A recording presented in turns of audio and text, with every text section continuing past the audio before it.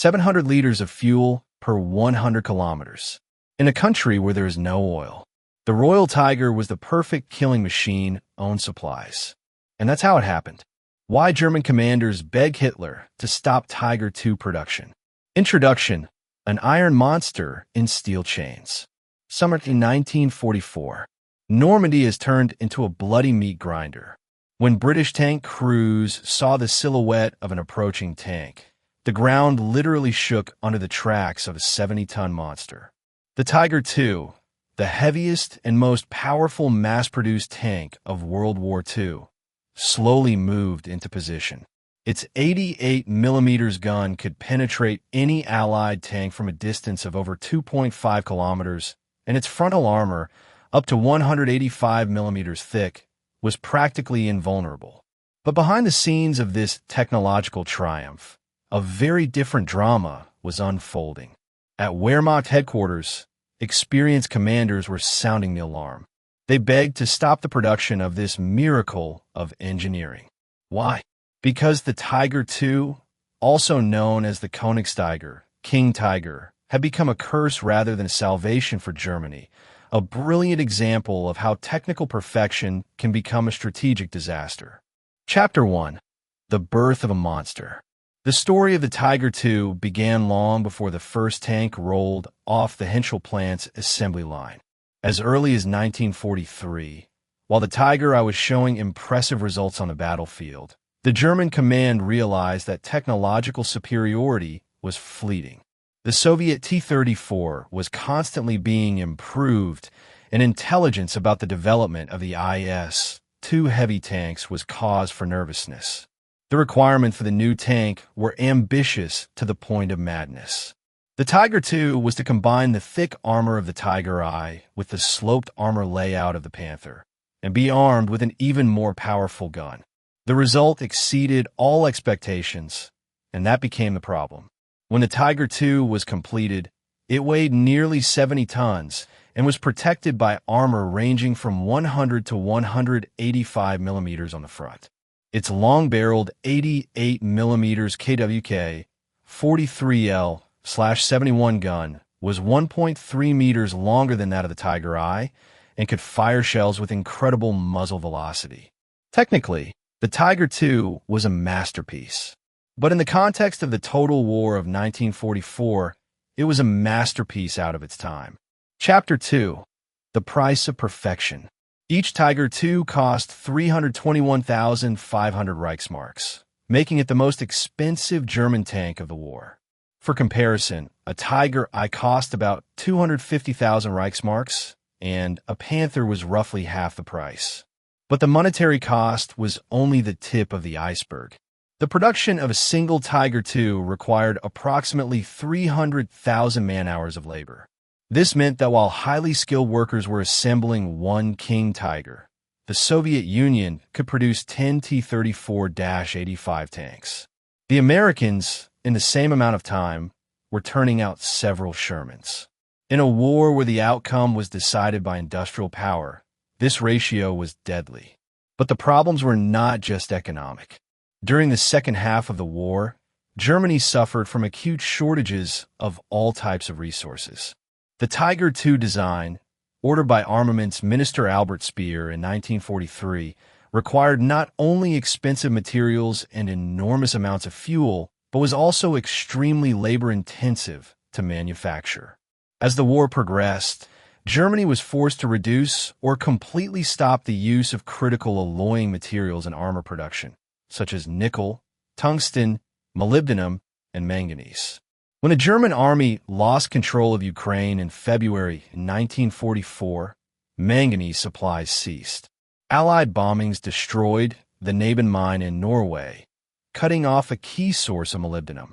Soviet engineers who tested captured Tiger IIs found that the quality of German armor had deteriorated significantly compared to earlier versions of the Tiger I and Panther.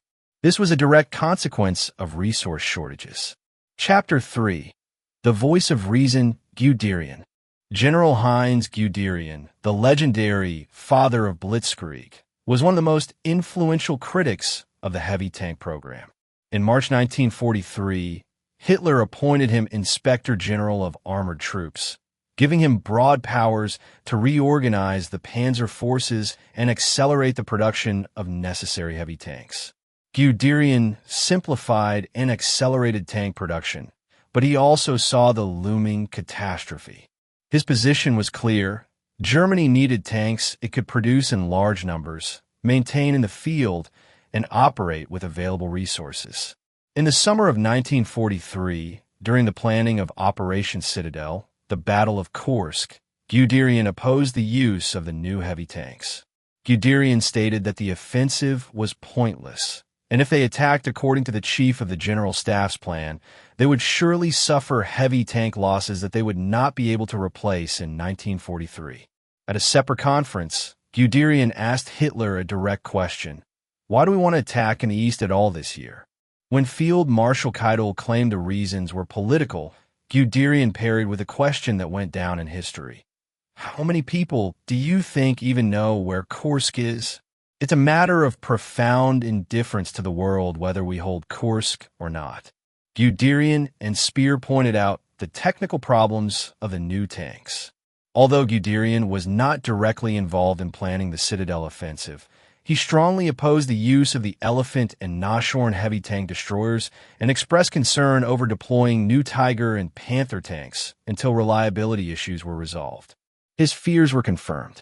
Of the 200 new Panthers that participated in the Battle of Kursk, 42 were destroyed, but only 43 remained operational by the time the Germans retreated. The rest had failed due to mechanical breakdowns or combat damage. Chapter 4: A Production Nightmare. Despite an order for 1,500 Tiger IIs, only 492 units were produced, one in 1943, 379 in 1944, and 112 in 1945. Why so few? There were many reasons, and they all compounded one another. The first reason was production complexity. The Tiger II was extremely difficult to manufacture. The Henschel plant in Kassel was the only place where these tanks were assembled.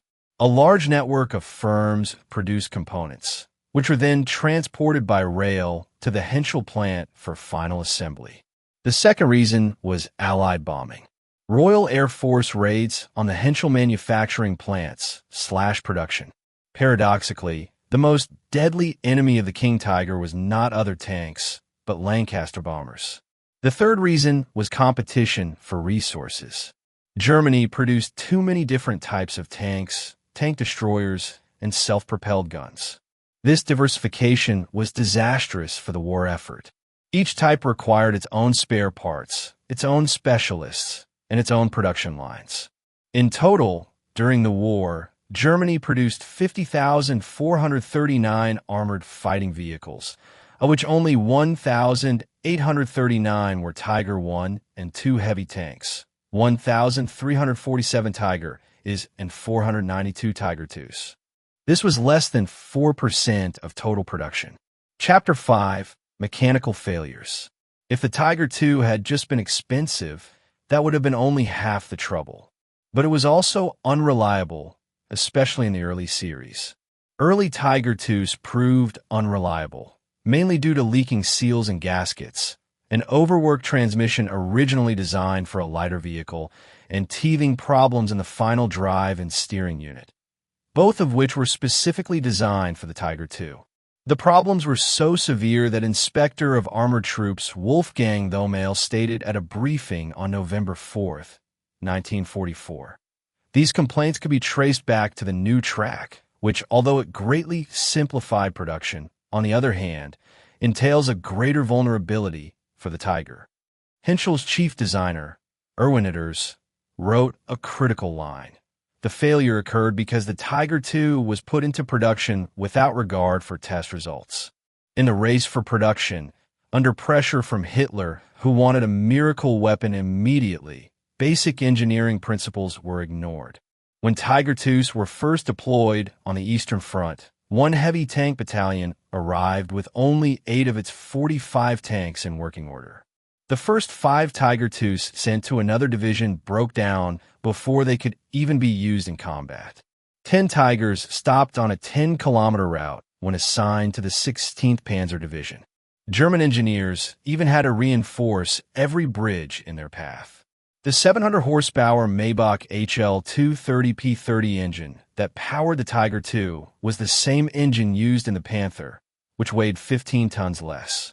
The power-to-weight ratio was a measly 10 horsepower per ton. For comparison, the Tiger I had 13.8 horsepower per ton, and a modern British Challenger II has 19.2 horsepower per ton. Plans were made to replace the engine with the fuel-injected Maybach HL-234, which would produce 800 to 900 horsepower, partially solving the underpowering issue. But this engine never entered production before the war ended. Chapter 6. A logistical nightmare. Even when the Tiger II worked, operating, it was a nightmare for logisticians. The Tiger II's fuel consumption was 717 liters per 100 kilometers, 7.17 liters per kilometer, over cross-country terrain. For a tank weighing 70 tons, this meant its range was extremely limited. In conditions where Germany suffered from acute fuel shortages from 1944 onwards, every Tiger II was a moving glutton for precious gasoline. Transportation was another issue. The Tiger II was too heavy for most bridges. It had to be transported by rail on special platforms, and in the field, units had to find bypasses or reinforce bridges. This slowed down the movement of entire divisions. In reality, the tank proved to be a burden on the overstretched German arms production system and the military logistics required to support it, with more Tiger IIs being destroyed by their own crews than by the Allies. Spare parts were a massive problem. The Tiger II required specialized components that were not interchangeable with other tanks. When a tank broke down on the battlefield, which happened often, it was rarely possible to repair it on the spot. Crews frequently had to blow up their own tanks to prevent them from falling into enemy hands. The 103rd SS Heavy Tank Battalion claimed approximately 500 kills between January and April 1945 on the Eastern Front, with the loss of 45 Tiger IIs, most of which were abandoned and destroyed by their own crews following mechanical failure or fuel exhaustion. This ratio is telling. Out of 45 lost tanks, the majority were destroyed not by the enemy, but by their own crew's hands. Chapter 7. The Battle of the Bulge, The Last Gamble. December 1944. Hitler plans the last major offensive in the West. Operation Walk am Rhein, known as the Battle of the Bulge. At least 150 Tiger IIs were present, nearly a third of total production. Most were lost during the offensive. This was a senseless waste. 1/3 of all Tiger IIs ever produced were thrown into a single offensive, and most of them were lost. The Tiger II faced the perfect storm of all three weaknesses: poor logistics, inexperienced crews, and deployment in unsuitable conditions. The dense forests of the Ardennes negated the tank's advantages even more than the hedgerows of Normandy. The Tiger II's long gun was useless in close-quarters combat among the trees. Narrow forest roads turned the 70-ton giant into an easy target. Fuel shortages meant many Tiger IIs simply stopped and were abandoned. One American tank commander, Sergeant Clyde D. Brunson of the 2nd Armored Division, wrote in a 1945 report, "Once a Tiger Royal tank came within 150 yards of my tank and knocked me out. 5 of our tanks opened fire on it from 200 to 600 yards and got 5 or 6 hits on the front of the Tiger. They all just ricocheted, and the Tiger backed away and disappeared."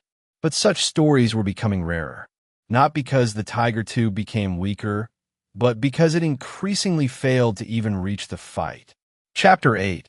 An Alternative Strategy. By 1944, a realization was growing among German commanders. The Tiger II was a luxury Germany could not afford. What was the alternative? Many officers believed that the resources spent on the Tiger II should have been directed toward producing more Panthers and improved Panzer IVs. These tanks were effective enough against most opponents while costing several times less, being produced faster, and being more reliable. Germany produced 50,439 armored vehicles during World War II, of which only 1,839 were Tiger I and II heavy tanks. Imagine if instead of 492 Tiger IIs, Germany had produced an additional 1,500 to 2,000 Panthers, or 3,000 improved Panzer IVs, or 5,000 Stu G3s, self-propelled guns that were cheap, effective, and easy to manufacture. The numbers speak for themselves. The Soviet Union produced nearly 3,900 IS-2 tanks, while Germany built only 492 Tiger IIs. The Soviets built over 108,000 tanks, and the Americans 88,000. There was an old joke among tank crews. A German commander says to a Soviet one, "One of my tanks can defeat 10 of yours." The Soviet commander replies, "I have 11 tanks." This joke reflected the brutal reality of a war of attrition. Look at the Battle of Kursk in 1943, the largest tank battle in history, where the Soviets lost 1,500 tanks against only 500 German tank losses. And yet, it was a decisive victory for the former and a crushing defeat for the latter. Chapter 9. Shortage of trained crews. Another critical problem that commanders warned about was the shortage of trained crews. The Tiger II required a highly skilled crew. It was a complex tank requiring experience and knowledge. But by 1944, Germany suffered a catastrophic shortage of experienced tankers. Veterans were dying on the fronts, and recruits were receiving minimal training. Lack of crew training could exacerbate problems. Drivers who initially received only limited training on other tanks were often sent directly to operational units already at the front. Imagine, you take a young recruit, give him a few weeks of basic training on an old Panzer III, and then put him behind the controls of a 70-ton Tiger II with its temperamental transmission and overloaded chassis. The result was predictable: breakdowns, accidents, and tank losses before even meeting the enemy. On the other hand, experienced crews could work wonders even with less powerful tanks. One skilled crew in a Panzer IV could be more effective than novices in a Tiger II. Chapter 10. Psychological Impact versus Real Effectiveness. Defenders of the Tiger II often point to its psychological impact. Indeed, the appearance of a King Tiger on the battlefield caused panic among Allied tankers. Its reputation was terrifying. But in a strategic perspective, psychological impact could not compensate for material deficiencies. War is won not by reputation, but by the number of tanks on the battlefield, the amount of shells, and the quantity of fuel. A single Tiger II stuck without fuel on a roadside produced no psychological effect. 50 Panthers advancing on a wide front did. Furthermore, by 1945, the Allies had developed effective tactics against the Tiger II. They learned to attack it from the flanks and rear, where the armor was weaker. They used their numerical superiority to surround individual Tiger IIs. They employed aviation, against which no armor helped. Chapter 11. Hitler versus Common Sense. Why, despite all these problems, did Tiger II production continue? The answer lies in the personality of Adolf Hitler and his obsession with miracle weapons. Hitler believed in technological superiority. He was convinced that a few super tanks, super guns, and super planes could turn the tide of the war. Albert Speer recalled that Hitler expected the new Tiger I to change the course of the war, as he did with every new technological development. Part of this stemmed from Hitler's obsession with making things bigger than they needed to be, often for propaganda purposes. As a result, he paid too much attention to Ferdinand Porsche and not enough to his commanders, especially Guderian. When experienced generals like Guderian tried to explain the reality of the situation, Hitler refused to listen. Hitler's interference negated most of Guderian's actions.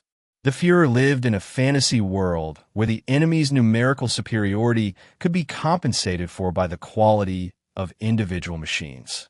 It was a classic case of a leader's ideology and personal beliefs prevailing over military necessity and the common sense of professionals. Chapter 12. Lessons of History. The story of the Tiger II is the story of how technical perfection can become the enemy of military effectiveness. It is a lesson that in a war of attrition, quality does not always beat quantity. The Tiger II was undoubtedly an outstanding technical achievement.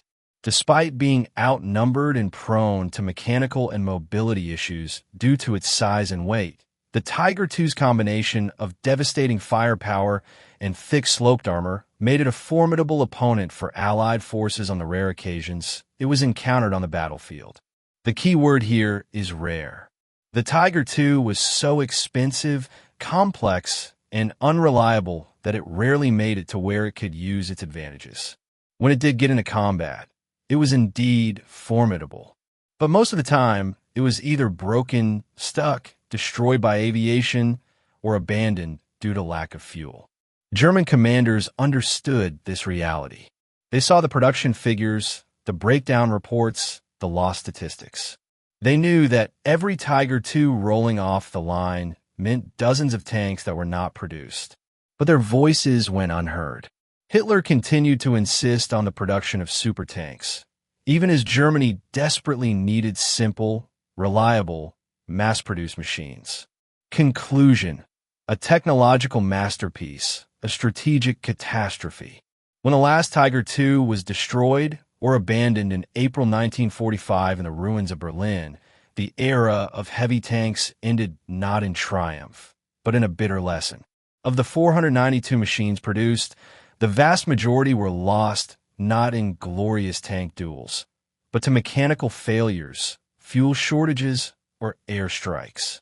The Tiger II became a symbol of a broader problem within the German war machine in the final years of the war, an obsession with technological perfection at the expense of practical effectiveness. While Germany spent enormous resources creating a small number of wonder tanks, its opponents flooded the battlefields with thousands of simpler but sufficiently effective machines. The German commanders who begged Hitler to stop Tiger II production were not cowards or defeatists. They were realists who understood that war is won not by individual superweapons, but by the coordinated application of good enough weapon systems supported by reliable logistics and trained personnel.